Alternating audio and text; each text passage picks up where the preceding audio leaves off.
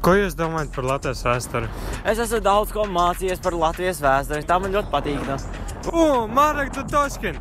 Labdien! Dagestāna multimiljonāra! Labdien, tas es. Ko jūs varat pateikt par Latvijas pieminekļiem? Kas ir pieminekļi? Es nezinu, kas ir. Mums Dagestānā nav tāda. Tad ejam apskarīt.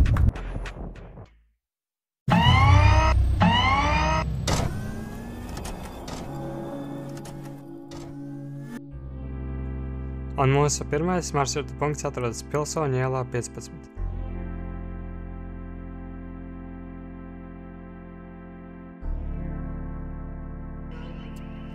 Dagestānā tā nedara.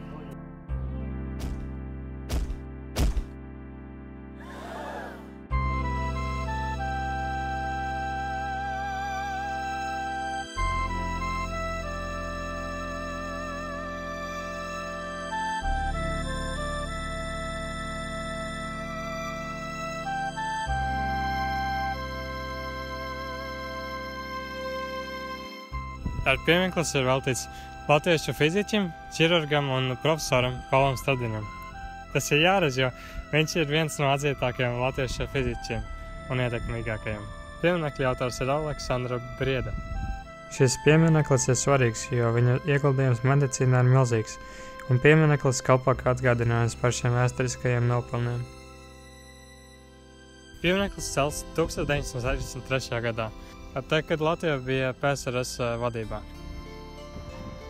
Ļoti interesanti. Ko jūs vēl varat piedāvāt?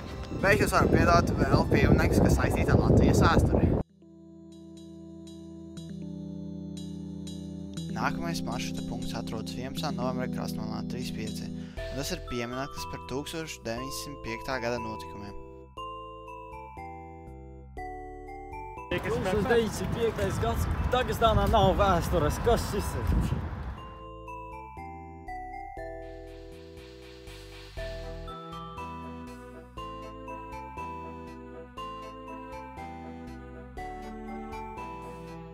Ivo, ko nozīmē tie cipari? Šis ir piemineklis 1905. gada cīnītājiem.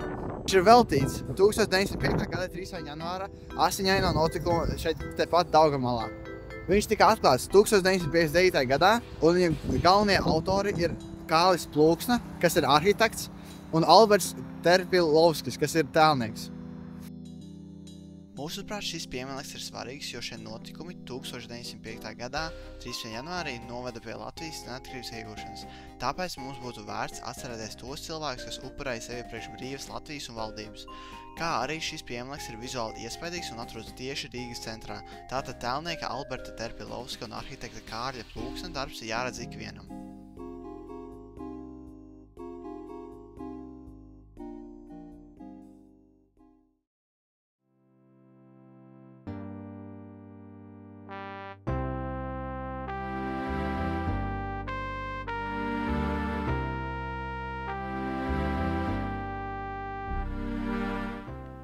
Mēs tagad dodamies uz Brīvības pieminekli, kas atrodas centrālajā rajonā Brīvības laukumā.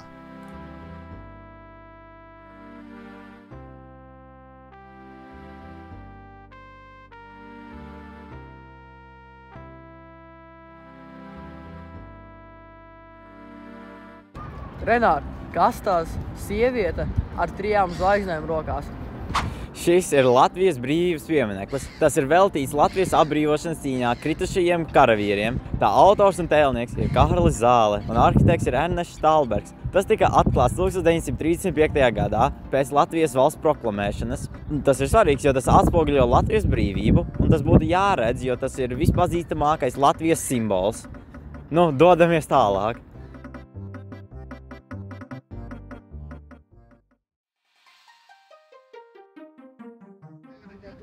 Labākie pasaulē. Nevienam citam nav labāk pieminekļi. Mūsu valsts daudz uzvarēja. Audzē ir labāk pieminekļi. Audzē ir labāk pieminekļi. Es tālāk uzvarēsi. Audzē ir labāk pieminekļi. Audzē ir labāk pieminekļi. Audzē nekas. Audzēs bombardējuši. Audzēs klaids. Man ir labākie pieminekļi. Man ir vislabākie pieminekļi. Pagaidi. Kas tev ir tas?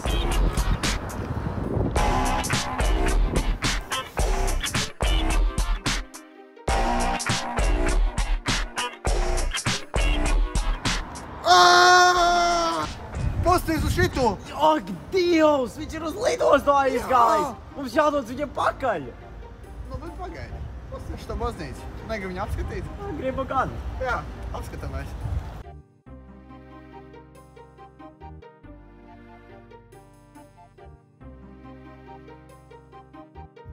Gadā šo ēku uzcēla kā unitāru dievnamu, ko vēlāk 1812. gadā noņēma un tā iedeva pareizticīgajiem. 1780. gadā Klīveres salā Baltnieku strādnieki uzcēla nelielu koka dievnamu, kas kalpoja kā vasaras baznīca un piederēja uniātiem. Pēc 1812. gada dievnams tika nodots pareizticīgajiem, atņemot to no iepriekšējiem īpašniekiem. Baznīca cēla laika posmā no 1892. gada līdz 1895. gada. Pie tās izveides strādāja arhitekti Jānis Friedrichs Baumanis un Vladimirs Lunskis, kā arī inženieris Boris Epingers. Baznīcas arhitektūra izceļ vairākos līmeņos izveidotie kupoli, kas rada dinamisku kompozīciju. Celtais četrstāvu zvanu tornis ar slaido piramidālo jumtu un sīpolu veida kupolu kļūst par tās dominanti. Fasādes veidojumā redzami pielastri un grezni apdarināti logi, starp kuriem izvietotas freskas. Ēkas krāsojums bijis īpaši izteiksmīgs, apvienojot gaiši rozā, violetos, zilganos un zeltītos toņus.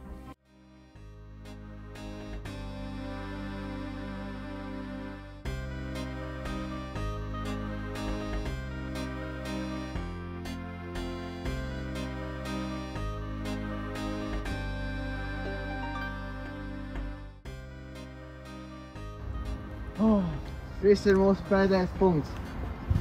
Pilnas lidlauks. Ew! Tas ir mūsu dagestānietis! Ew! Ko tu dari? Es gribu doties uz mājām un uztaisīt tur pieminekļus. Šeit? Mājām? Kā? Bet šī vairs nav galvenā Rīgas lidosta no 1975. gada. Ko?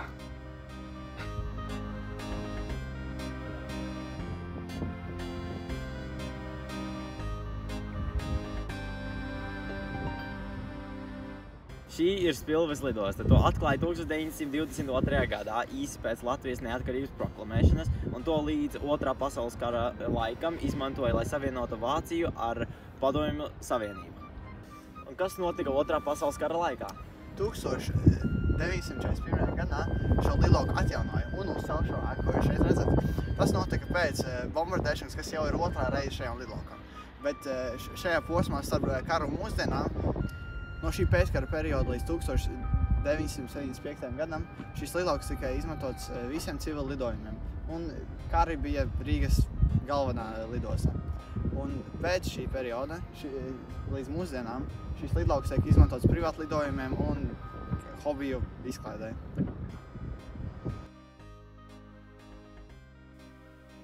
Spilves lidostā ir bijušas divas ēkas. Pirmā tika uzcelta 1938. gadā arhitekta Dāvida Zariņa vadībā, bet otrā, tagadējā ēka, 1954. gadā arhitekta Sergeja Vorovjova vadībā. Šī lidosta ir jāredz, jo pati lidostas ēka ir skaista gan no iekšpuses, gan no ārpuses.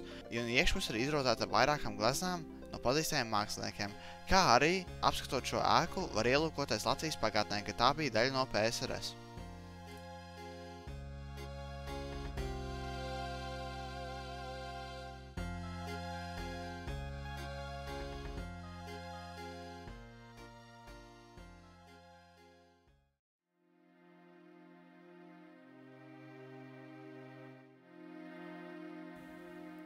Šajā maršrutā mēs aizgājām no Rīgas lidostas līdz Spilves lidlaukam.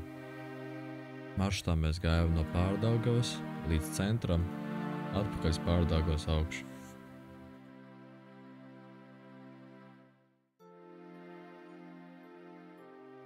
Šis maršruts ļauj apskatīt lielu daļu no Rīgas, kā arī ir labs iemesls iziet un dažas stundas pastaigāties. Katrs no šiem kultūrvēsturiskajiem objektiem parāda dažādas posmas no Latvijas vēstures, tātad no šiem objektiem var saprast mūsu valsts vērtības un sasniegumus, kā arī parādīt, ko mūsu valsts iedzīvotāji ir pieredzējuši. Šis maršruts arī parāda daudzu veidu sabiedrības sasniegumus, piemēram, zinātnes, politiskos un arhitektuālos kultūrvēsturiskos objektus. Šie objekti arī palīdz attīstīt Latvijas nacionālo īpatnību un attīsta sabiedrības patriotismu.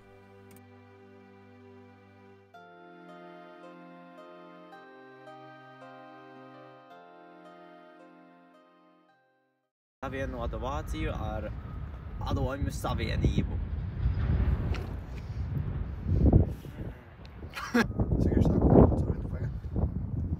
Tā normāli. Lietoja, lai savienotu Vāciju ar Pilves lidosta. To atklāja Nu, sāc. Aucē labāk piemēki. Man ir paši Esi labākie redzējis pieminekļi. aitu klūti. Tu nekad nedabūsi labākus pieminekļus. Bālu.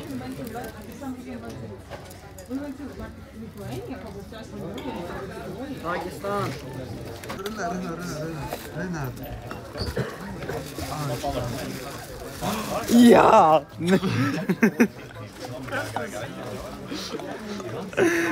Uzvara! Jā! Kas ir? Nenāreiz to mērķis palaidot. Es arī. Kas? Beidz filmēt, puiši!